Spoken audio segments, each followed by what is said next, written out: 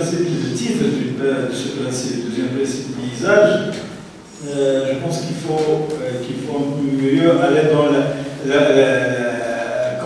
contextualiser un peu, en tout cas, dans nos contextes méditerranéens du Sud, je pense qu'ils vont mieux parler du territoire. Je pense que le territoire, ça serait un principe qui s'applique à tout le monde. Pas uniquement au Sud méditerranéen, je pense aussi à différentes. Mais en tout cas, il est applicable aussi au nord de l'île. Mais si on parle de principe d'usage, sinon ça peut prêter à confusion. Or, réellement, il faut parler du territoire. Landscape recouvre une réalité qui va au-delà du paysage qu'on sait. Bon, c'est pour ça que là, de toute manière, c'est ce qui nous a apparu. Je vais faire commenter un désolé, la parole de garde. Dans un vocabulaire qui est global, dans ces principes appliqués mondiaux, il était absolument nécessaire de les traduire dans le langage méditerranéen. C'est pour ça qu'on parle de ces commentaires et ces indicateurs. Parce que, en termes de culture, le paysage d'une communauté d'autres reste finalement qu'un mot dans lequel il faut donner une réalité. Avec peut-être effectivement la question sur le bémol qu'on peut mettre sur le paysage, c'est qu'effectivement, derrière le paysage, il y a quand même une idée d'unité. Le territoire, on va dire, vont être mathématiques, je crois. Comment dire, c'est un dessin sur un trait sur une carte. Le paysage supposait comme une unité culturelle, technique, sociale. Sur même de sémiologie, le sens des mots, en passant de l'anglais au français, ou à l'espagnol, ou au portugais. Il y a un effort qu'on va faire, je pense, consciemment, pour trouver les bonnes correspondances. Parce que le concept de landscape dans notre région, dans le bassin du Congo, de paysage, a été relativement accepté, pas vraiment accepté, et finalement rejeté, pour des raisons plus politiques que liées au mot. Lorsque le mot est venu paysage, on dit paysage. Mais ça ne veut pas dire grand-chose. Vraiment, dans notre contexte, on parle de territoire. Okay. If I can try something to stimulate a couple of ideas, perhaps, is that the MOU that was drafted has been signed. I think it's a useful document to refer to. The principles and attributes framework was designed largely for a model for us to guide things at the site level. And there's one section on networking which is helpful. But if you look at the MOU, I think you already have a few indicators of what a regional network would do in addition to that. For example, one of the indicators could be that the regional network supports and strengthens the integration of concrete action on issues of shared concern within. And they are used mainly to compare different models, different forests, and so on. So, getting into this, do you think it's going to be equitable to all the members of the network when we talk about indicators, about numbers to be compared? As such as going into indexes, into ratios, something that is reflective of what's happening and that really gives an idea of a forest if it's really going through the forest model in a percentage-wise, 80% forest model, 100% use, for example, for organic agriculture. Alors, je vais vous faire une petite présentation tout d'abord de l'Association internationale forêt méditerranéenne, que certains d'entre vous doivent connaître. Ensuite, vous donner un exemple concret d'un projet de coopération qui va débuter, qui concerne malheureusement uniquement la rive nord du bassin méditerranéen, qui s'appelle Fort Climata. Et enfin, élargir un peu le débat pour voir comment essayer d'appliquer plus les autres pays riverains de la Méditerranée à travers d'autres projets, initiatives. Donc, l'Association internationale forêt méditerranéenne a été créée en 1996. Elle est établie à Marseille, en France, et elle a été supportée au départ par différentes institutions, ONG et personnalités. Elle a été, en fait, le fonctionnement de l'association, comme beaucoup d'ONG, se fait à travers un conseil d'administration qui est composé d'administrateurs internationaux. Donc, vous pouvez voir ici les différents pays d'origine de ces administrateurs. Et ensuite, un secrétariat exécutif qui est donc basé à Marseille. Les trois objectifs principaux de l'association, c'est d'essayer de faciliter le dialogue entre les différents acteurs du monde forestier, qui, comme on le sait, en forêt méditerranéenne, sont très nombreux, très variés. Donc ensuite, l'objectif, c'est de promouvoir les collaborations internationales autour de projets concrets, et en fait, d'essayer de faciliter la considération des spécificités méditerranéennes au niveau politique, au niveau de l'Union européenne et d'autres échelles. Donc, en ce qui concerne le bassin méditerranéen, donc, la carte suivante présente les superficies boisées, les superficies brûlées rapportées à la superficie boisée du pays. Donc, cela nous permet de voir que le taux de superficie incendie au Maroc donc, est le taux le plus bas au niveau du bassin méditerranéen. Donc, ça représente 0,08%. Pour le bilan de l'année 2009, donc l'année 2009, ça confirme encore ce que je viens de dire. Donc, on voit que le taux le plus bas, c'est toujours au Maroc. Donc, durant la campagne 2009, on a enregistré une superficie brûlée de l'ordre de 3108 hectares. Donc, quoique ces chiffres peuvent apparaître un peu minimes, mais vu quelques éléments caractéristiques du contexte marocain, donc il faut les prendre avec beaucoup de précautions. Donc nous savons que le taux de boisement au niveau de notre pays, ça avoisine les 8%, donc ça n'atteint pas les standards internationaux. Donc nous avons aussi un contexte socio-économique défavorable. Nos forêts sont habitées et sont grevées de droit d'usage, ce qui augmente encore le risque d'avoir beaucoup d'incendies de forêt.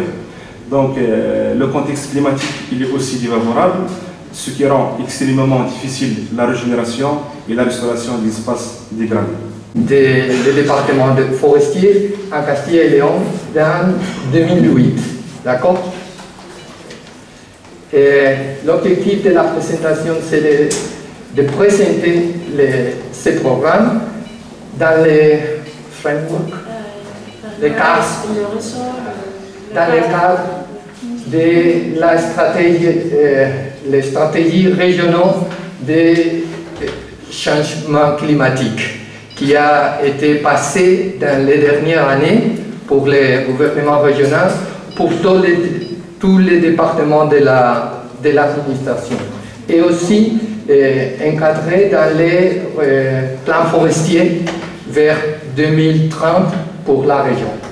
La structure des programmes, c'est d'avoir un diagnostic et 3 objectifs, 5 action lines, lignes d'action et 20 mesures. Nous avons choisi 3 objectifs. La première, c'est la protection des forêts vers le changement climatique. Le deuxième, dans la ligne de mitigation, la séquestration du carbone.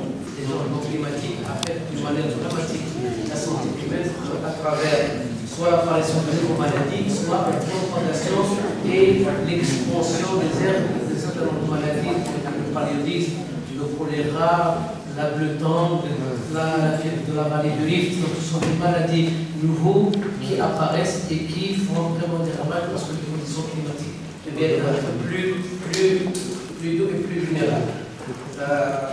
Puis, il ne s'est pas limité au diagnostic. Pour chaque secteur, il a proposé un certain nombre de mesures pour atténuer les effets du changement climatique sur chaque secteur d'activité. À la fin, il nous a présenté un plan régional qui concerne la préservation de la qualité de l'air et on le laisser vivement de son intervention. Alors, avant de donner la parole au modérateur, il y a nos amis turcs qui souhaitent prendre la parole pour 5 minutes. Salam alaikum. Hello everybody. First of all, I would thank you. I would like to thank you for your hospitality, and I haven't got any presentation. In fact, this is a last-minute presentation, but it's a short presentation. I have just 2 pages. And I would like to tell you some projects in Turkey. It is the project. Okay. Sorry. Sur 2 pages. fait, je voulais le projet concernant la Turquie pour l'adaptation. Okay. This project name is Adaptation of Forest Ecosystem and Forestry to Climate Change in Seyhan Basin project. This project started last October 2009 and finished September 2010. Donc, en fait, ce projet-là est un projet qui concerne l'adaptation des écosystèmes forestiers de la foresterie au changement climatique sur le bassin de Seyhan. Au mois d'octobre 2009 à septembre 2010. Yeah. And the project is managed by the first the General Director of Forestry and the Adana Regional Director of Forestry, and the project partner is the Nature Conservation Center. The Nature Conservation Center is NGO. Donc en fait le projet est géré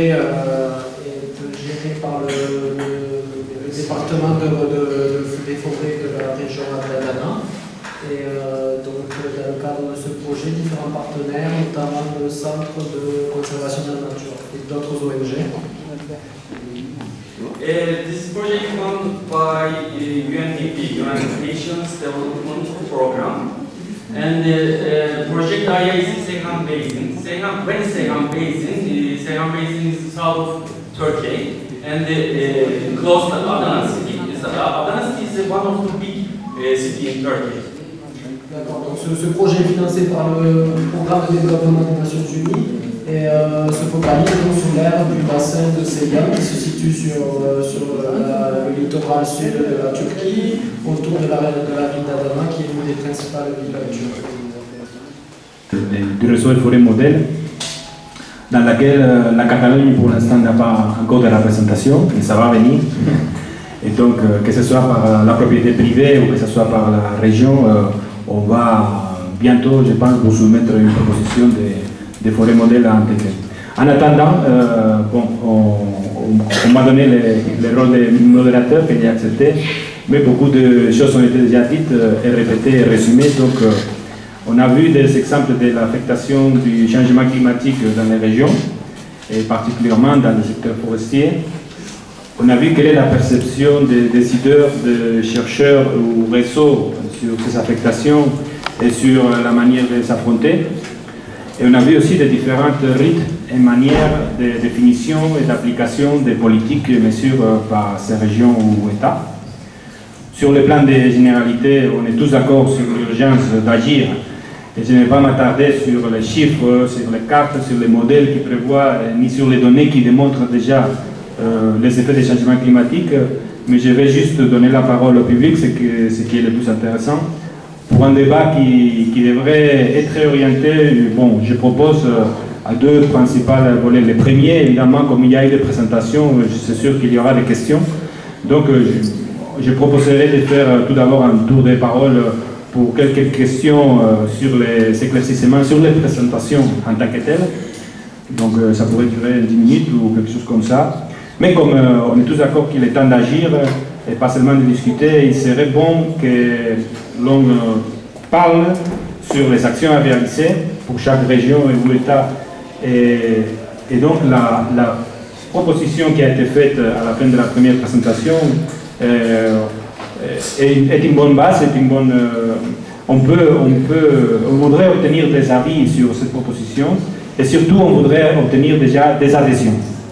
Et il serait parfait si en plus des adhésions, on arrive à identifier des interlocuteurs avec un engagement fort sur la démarche du projet-programme, on pourrait dire, qui doit constituer ces interlocuteurs la masse critique pour établir un programme véritable qu'on devrait doter économiquement par des différents outils financiers et intégrer, faire participer le plus d'acteurs qui sont concernés. En suivant les paroles de mon prédécesseur, il y a une chose que, à mon avis, on doit approfondir, que c'est la conservation des forêts que nous avons. La conservation des forêts que nous avons, sûrement, passe pour une adaptation, mais il y a une chose que, à mon avis, on doit les tenir en compte que nous utilisons une sylviculture centre-européenne et nous devons aller vers une sylviculture de la conservation de l'eau dans la forêt. J'aimerais apporter un témoignage parce que, et puis apporter un complément, cela dit, le représentant du Haut-Commissariat aux eaux et forêts, parce que j'ai été chargé du suivi de ce qu'on a fait jusqu'à présent en matière de santé de forêt, et puis des relations entre tout ce qui est changement climatique sur l'état de santé de nos peuplements, notamment au niveau des cédrés. Comme vous savez, le cèdre actuellement il souffre. Les premiers dépérissements du cèdre, ils ont été constatés en 1940 au niveau des forêts de l'Haute-Atlas orientale, qui sont des forêts qui sont assez dégradées, des forêts dans des conditions écologiques qui sont extrêmes. Mais le souci face à ce dépérissement, on a commencé à se soucier vraiment quand ce dépérissement il a touché les belles cédrées du Maroc, notamment les cédrées ici à Ifrane et aussi à Khnefra. Donc face à cette situation, en premier lieu, on n'a pas su comment gérer cette situation. Premièrement, on a fait un réseau de placettes permanent. Donc ce réseau qui date depuis 2003. Donc les résultats de ce réseau, ils ont montré que le dépérissement, il a augmenté, notamment au niveau des années qui sont sèches. Donc il y a eu une augmentation du dépérissement. Et puis, quand les conditions ils sont devenues plus favorables, il y a eu une stagnation du dépérissement et puis une amélioration. Donc, c'est les conditions climatiques, plus ou moins, qui régissent ce dépérissement du cèdre de l'Atlas. Avis de l'association des forêts méditerranéennes pour l'effort, vraiment le grand effort qu'elle a déployé.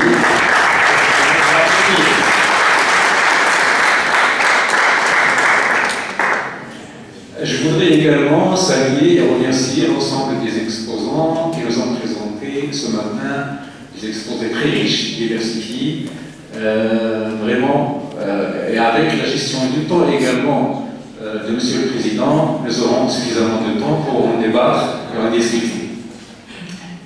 Permettez-moi tout d'abord de compléter l'intervention du Haut Commissariat en ce qui concerne le programme d'adaptation au changement climatique. Les deux axes qui ont été présentés, et je sais que le présentateur n'a pas énormément de temps pour les mettre dans le cadre global, les deux axes qui ont été présentés s'inscrivent dans un programme global d'adaptation pour le secteur forestier, mais qui lui-même est inscrit dans un plan national d'adaptation au changement climatique, qui englobe plusieurs aspects qui concernent les émissions de gaz à effet de serre, qui englobe les énergies renouvelables, toute la politique énergétique, qui englobe la politique agricole, qui englobe les effets sur la santé, etc. Ce n'est pas le moment d'en débattre. Mais je voudrais juste me limiter au programme pour le secteur forestier. Pour le secteur forestier, c'est un programme qui agit sur plusieurs fronts. À la fois sur la préservation de l'existant. Et la préservation de l'existant, comme vous le savez tous, les effets sur les changements climatiques, c'est les augmentations de température. Qui dit augmentation de température, dit essentiellement des risques d'éclosion d'incendie. Et donc, il faut des plans d'action très précis pour prévenir d'abord et lutter ensuite. Donc je crois que c'est une des pistes sur lesquelles il faut aller un peu plus en détail peut-être, mais avec plus d'exemples de terrain qui permettront de faire avancer les choses, mais aussi voir plus clair en termes de sylviculture, qu'est-ce qu'on peut faire et comment on peut s'adapter au changement climatique, comment nous, gestionnaires de ces aires protégées, de ces écosystèmes, on doit s'adapter à ces nouveautés qui sont le changement climatique. Jusqu'à présent, ils sont de 12 ans. Donc, un engagement écrit sur 24 ans, avec deux rotations de 12 ans. Maintenant, on va passer à un aménagement de 24 ans, mais avec 3 autres rotations de 8 ans. Donc, pour avoir plus de liberté d'action, il faut pouvoir agir vite en fonction de l'évolution des gens. Ça, c'est très important. Et puis, deuxième point, c'est que, comme a été signalé jusqu'à présent, le forestier marocain est très conservateur, il n'est pas coupé au bras. Donc le résultat, c'est un surstockage de produits sur pied. Et ça a été donc détecté comme l'un des facteurs qui était à l'origine de ce dépérissement. Parce qu'il y a une concurrence dans le sol, dans l'air et tout ça, et ça affecte énormément le développement donc, dans ces guides, ces guides qu'ils ont développés, je pense que M. Vasile est avec nous, qui a élaboré ces guides. Donc, c'est des choses très précises donc, à faire au niveau de chaque parcelle, en matière de sylviculture, en matière de coupe, etc. Donc, c'était juste pour compléter, pour dire que ce changement climatique a eu un impact même sur la conception des aménagements des forêts en Maroc, surtout au niveau des célèbres. Merci. Donc, d'après les intervenants de ce matin, maintenant le changement climatique est devenu un fait. Et c'est pas, donc, ce ne sont pas des intentions. De ce fait, je pense qu'il est urgent de passer de la mondialité, du local, à un niveau supérieur. Donc, on doit penser à la région.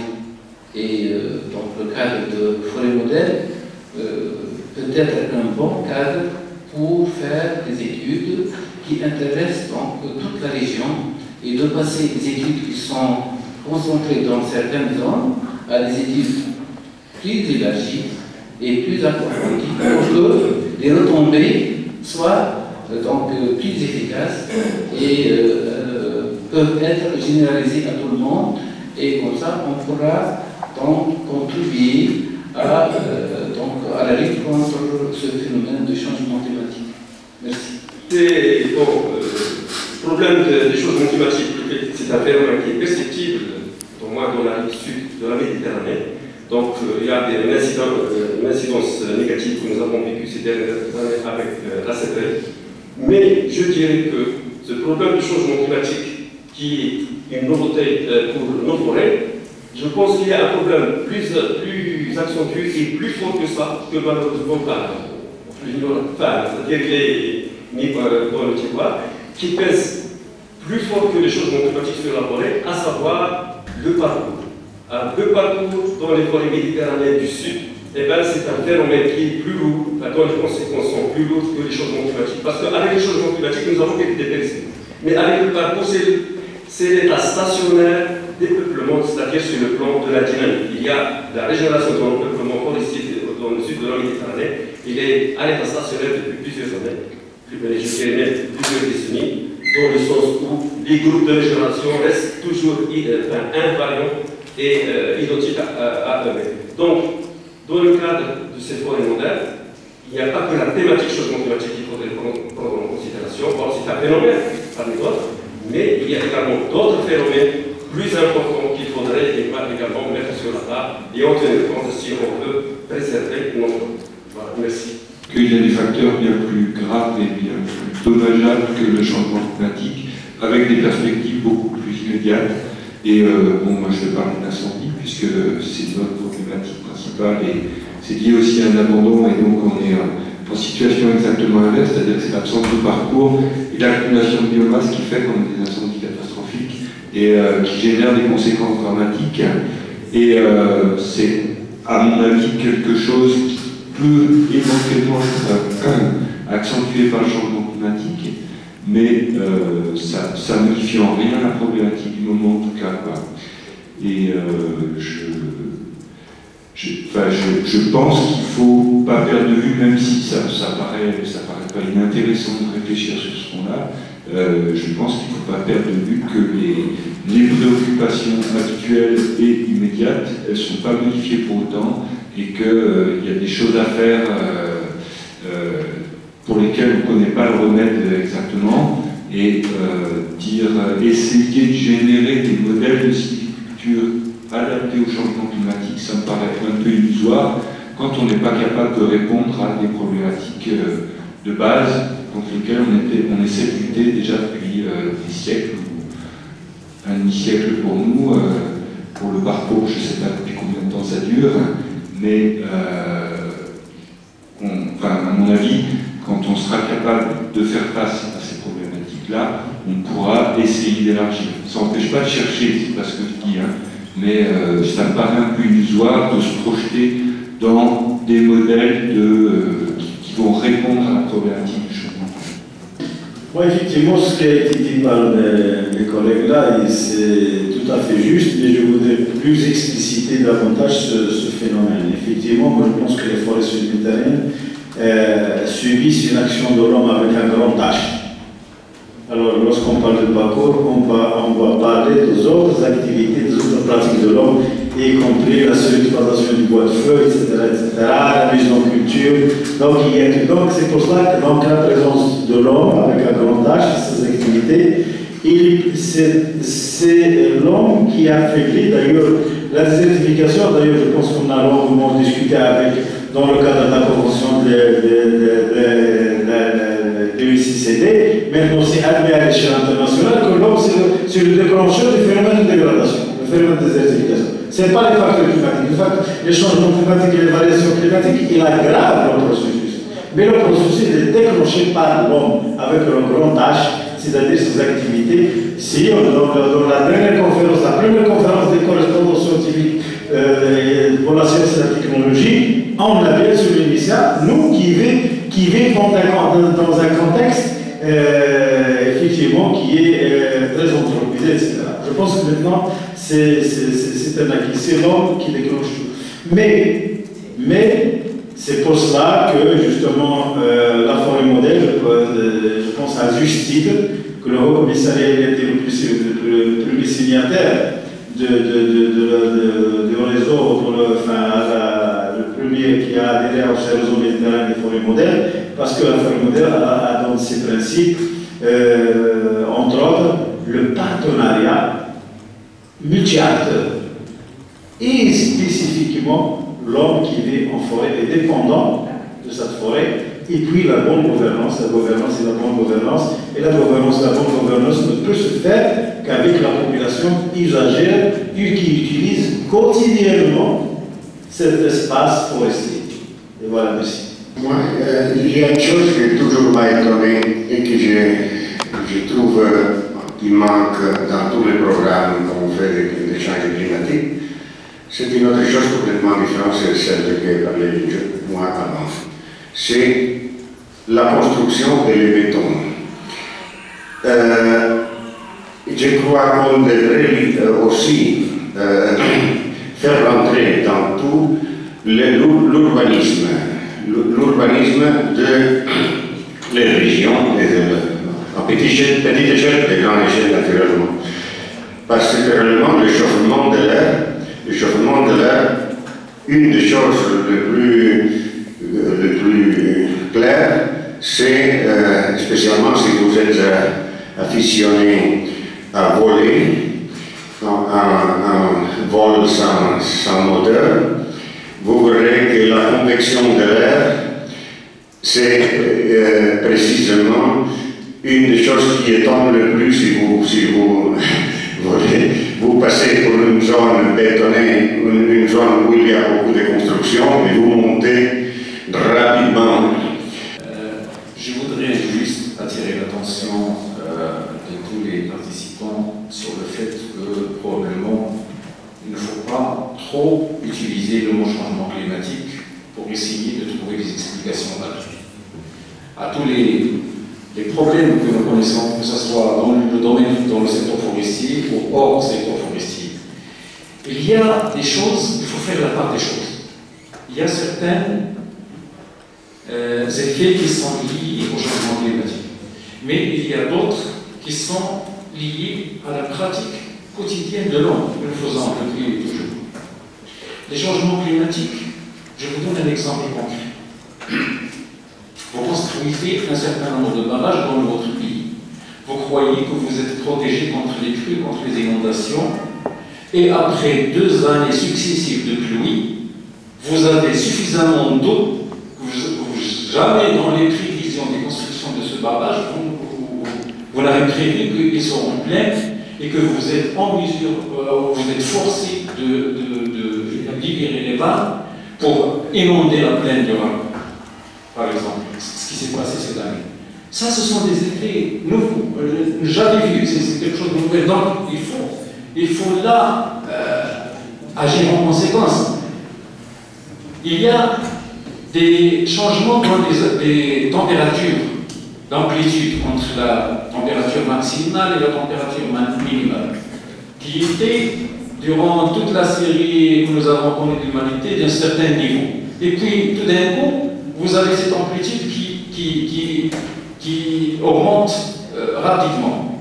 Alors, toutes vos constructions de routes, par exemple, toutes vos constructions de bâtiments, il faut les revoir. Ce n'est plus ça. Moi, je vous donne ces exemples pour sortir un petit peu du secteur forestier. Mais ce sont des exemples vivants. Pour le secteur forestier, principalement, c'est toute la répartition des espèces forestières qui sera mise en cause. Quelqu'un a parlé dans son exposé des scénarios sur la répartition de ces espèces. Eh bien, ce sont là les facteurs sur lesquels nous devons nous intéresser beaucoup plus pour orienter notre action dans le futur. Merci. Seulement au changement climatique, on va continuer à chercher à appliquer des politiques qui concernent ce problème. Mais ça serait irresponsable de notre part de ne pas regarder ce qui est en train de se passer et de ne pas tenter de s'anticiper à ce qui est en train de se passer. Parce que quand j'ai entendu tous les efforts que les parents sont en train de faire, c'est seulement monsieur qui a dit que vous avez commencé à raccourcir les zones de rotation. Voilà, ça c'est un essai d'adaptation et un essai de s'anticiper. Donc, ce qu'eux, ils avaient proposé, c'est que dès que les choses sont en train d'être déjà et appliquées, c'est le modèle. Oui, le modèle, c'est les mathématiques, ça peut être discutable, mais on ne va pas mettre en question toute la science maintenant. Et donc, on doit profiter de tout ce que la science a su faire et a pu avancer pour s'anticiper à un problème qui est majeur et qui affecte tout le monde, tous les secteurs, et non seulement l'humanité, mais le globe, le changement climatique. Donc, c'est pour ça que les propositions, ça prend encore aussi évidemment toutes les autres problématiques, mais ce n'est pas en substitution de ça, c'est un complément, mais ça serait irresponsable de dire non, on s'arrête, on continue les choses, le changement climatique, on va s'adapter, on ne sait pas comment et à quoi. C'est pour ça que leur proposition est de voir les scénarios et tenter d'anticiper les réponses de la végétation ou les actions pour maintenir une certaine vision ou un certain territoire, une certaine potentialité et vis-à-vis de ces changements qui vont venir. Donc c'est ça que je veux dire. Zerami, division des parcs et réserves du Haut-Commissariat. Alors, mon intervention donc, va s'ajouter aux recommandations de mes prédécesseurs, donc aux effets de l'homme de ces actions sur les ressources naturelles.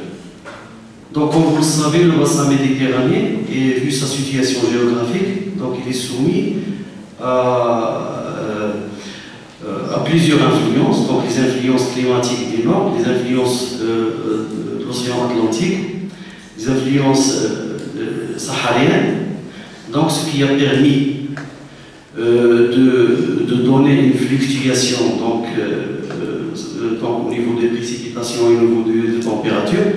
Donc, au niveau de toute l'année, on assiste à une variation climatique très importante. Network. And the idea was to bring.